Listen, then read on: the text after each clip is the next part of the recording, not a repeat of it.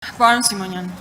ռազմավարական նշանակության հարց է բերվել օրակարգ եւ դուք առաջարկում եք 24 ժամյա ռեժիմով քննարկել հեծի խլման գործընթացը, որը իրականում շատ մեծ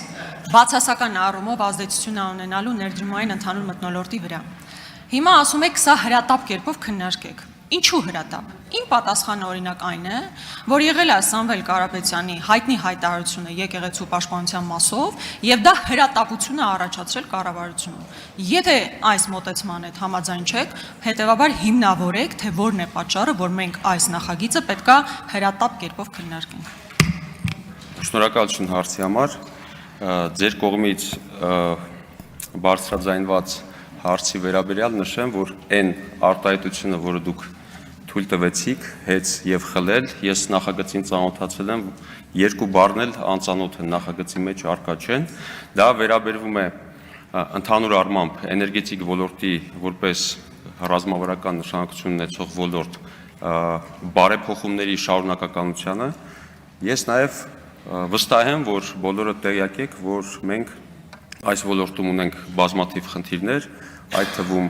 կապված էլեկտրաէներգիայի մատակարարման հետ կապված եւ դրանց մասին նույնիսկ խոսելու կամ ինչ-որ բան ապացուցելու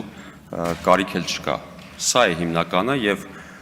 ռազմավարական ոլորտը հաշվի առնելով մենք կարծում ենք, որ նման հարցերին պետք է հրատապ լուծումներ տալ,